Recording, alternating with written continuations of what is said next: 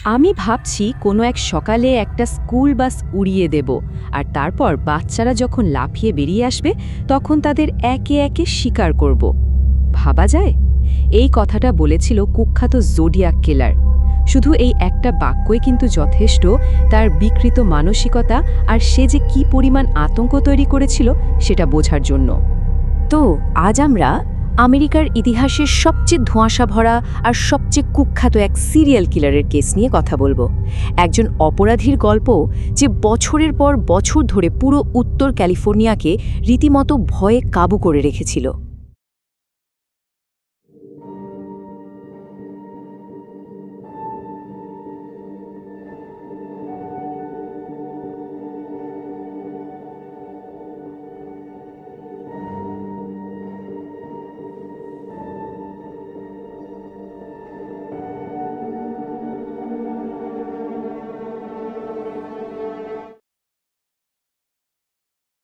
আচ্ছা, এই রহস্যের গভীরে যাওয়ার আগে চলুন একবার দেখে নিই আমরা ঠিক কোন কোন বিষয় নিয়ে কথা বলতে যাচ্ছি।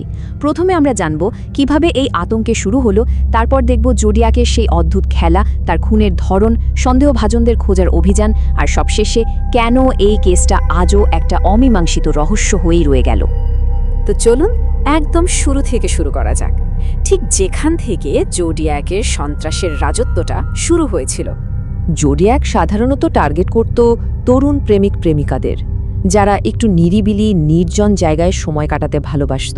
প্রথম হামলাটা হয় ১৯৬৮ সালের ডিসেম্বরে।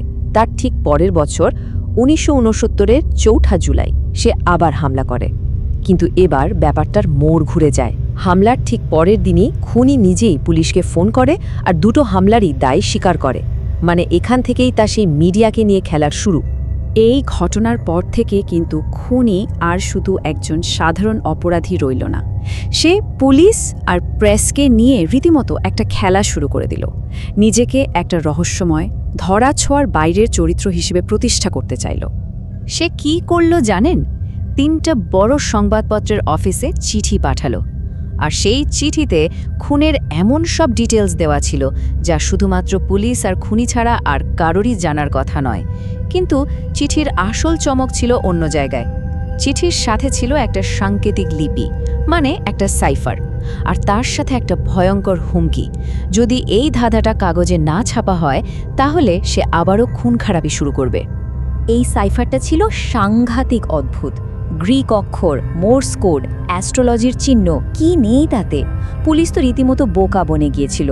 কিন্তু সবচেয়ে অবাক করা ব্যাপার হলো, এত জটিল একটা কোড যেটা পুলিশও সমাধান করতে পারছিল না, সেটা সমাধান করে ফেলেছিল এক সাধারণ দম্পতি শুধুমাত্র নিজেদের শখের বশে। ভাবা যায়? আর সেই কোডটা সমাধান করার পর যে মেসেজটা বেরিয়ে এলো সেটা ছিল হাড় হিম করে দেওয়ার মতো। এই প্রথমবার আমরা খুনির মনের ভেতরে উঁকি দেওয়ার সুযোগ পেলাম। বোঝা গেল তার কাছে খুন করাটা আসলে একটা খেলার মতো ছিল, একটা মজার খেলা। এরপর যখন শহরের পুলিশ প্রধান মিডিয়ার সামনে খুনির কাছে আরও প্রমাণ চাইলেন, সে সেটারও জবাব দিল, আর একটা চিঠি পাঠালো। আর সেই চিঠিতেই সে প্রথমবার নিজের পরিচয় দিল, this is the zodiac speaking. ব্যাস, এখান থেকেই তার এই কুখ্যাত নামের জন্ম হলো। আচ্ছা, এরপর জোডিয়াকের অপরাধের ধরন কিন্তু আরও পাল্টে গেল। সে হয়ে উঠল আরও বেশি বেপরোয়া, আরও দুঃসাহসী, আর তার খুনের পদ্ধতিগুলোও হয়ে উঠল অনেক বেশি নাটকীয়। এর পরের দুটো খুন ছিল আরও অনেক বেশি ভয়ানক। লেক ব্যারিয়াসাতে সে একেবারে জল্লাদের মতো একটা অদ্ভুত হুড পরা পোশাক পরে হামলা চালায়, আর স্যান ফ্রান্সিসকোতে তো সে শহরের একটা ব্যস্ত এলাকায় একজন ট্যাক্সি ড্রাইভারকে খুন করে বসে। শুধু তাই নয়, প্রমাণ হিসেবে সে সেই ড্রাইভারের রক্তমাখা শার্টের একটা টুকরো কেটে নিজের সাথে নিয়ে যায়। পরে এই টুকরোটা সে পুলিশকে পাঠানো একটা চিঠির সাথে জুড়ে দিয়েছিল। আর এই ট্যাক্সি ড্রাইভার পল স্টেইনের খুনের পরেই পুলিশ একটা মারাত্মক ভুল করে বসে। রেডিও ডিসপ্যাচে সন্দেহভাজনকে ভুল করে একজন কৃষ্ণাঙ্গ পুরুষ হিসেবে বর্ণনা করা হয়। ফলে কি হলো? পুলিশ ঘটনাস্থলের খুব কাছেই জোডিয়াককে থামিয়েছিল, কিন্তু যেহেতু সে শ্বেতাঙ্গ ছিল তাই তাকে ছেড়ে দেয়। আর এই ভুলের জন্য জোডিয়াক পরে চিঠি লিখে পুলিশকে নিয়ে কী পরিমাণ যে উপহাস করেছিল তা বলার মতো নয়।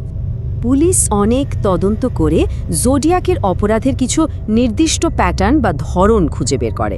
যেমন সে টার্গেট করত তরুণ দম্পতিদের, হামলা করত সাধারণত সপ্তাহান্তে বা ছুটির দিনে, আর হামলার জায়গাগুলো হতো কোনো না কোনো জলাশয়ের কাছাকাছি। কিন্তু দেখুন, পল স্টাইনকে খুন করে সে কিন্তু নিজেই তার তৈরি করা এইসব প্যাটার্ন ভেঙে দিল।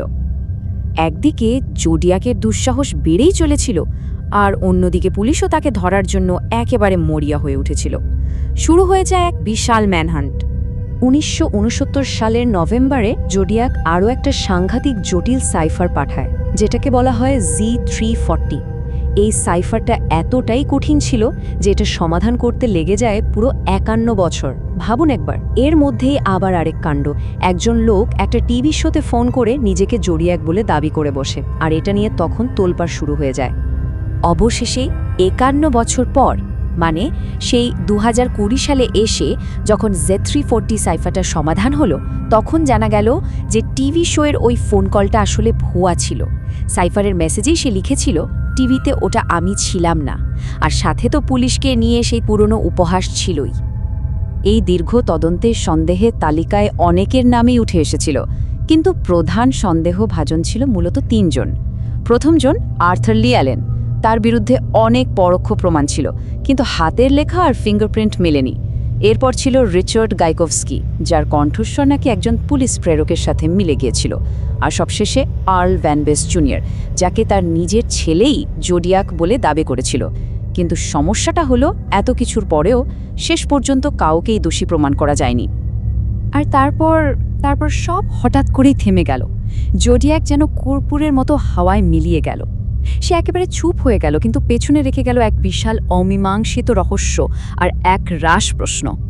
জোডিয়াকের পাঠানোর শেষ নিশ্চিত চিঠিটা ছিল খুবই অদ্ভুত। 1974 সালের সেই চিঠিতে কোনো হুমকি ছিল না, কোনো ধাঁধা ছিল না। ছিল শুধু সেই সময়ের ব্লকবাস্টার মুভি দ্য এক্সরসিস্টের একটা রিভিউ। এরপর সে পুরোপুরি গায়েব হয়ে যায়। তবে গায়েব হওয়ার আগে সেই শেষ চিঠিতে সে একটা সংখ্যা লিখে গিয়েছিল, যে সংখ্যাটা তার রহস্যকে আরও অনেক বেশি ঘনীভূত করে তুলেছে। চিঠির শেষে সে একটা ফাইনাল স্কোর কার্ড দিয়ে গিয়েছিল। আমি 37, SFPD 0, মানে San Francisco police department 0। Police কিন্তু নিশ্চিতভাবে মাত্র 5টা খুনের প্রমাণ পেয়েছিল। তাহলে এই 37 জনের দাবিটা কি সত্যি, নাকি এটা ছিল তার শেষ দম্ভক্তি? এই উত্তরটা আজও কারো জানা নেই। 50 বছরেরও বেশি সময় পেরিয়ে গেছে, কিন্তু আজও কেন এই অমীমাংসিত কেসটা আমাদের এত টানে? হয়তো এর কারণটা হলো, জোডিয়াক শুধু একজন খুনি ছিল না, সে ছিল একটা জীবন্ত ধাঁধা, একটা বিভ্রম যা সে নিজেই তৈরি করেছিল। আর সেই ধাঁধার সমাধান আজও মেলেনি। আর এই অমীমাংসিত রহস্যই হয়তো তাকে মানুষের মনে বাঁচিয়ে রেখেছে।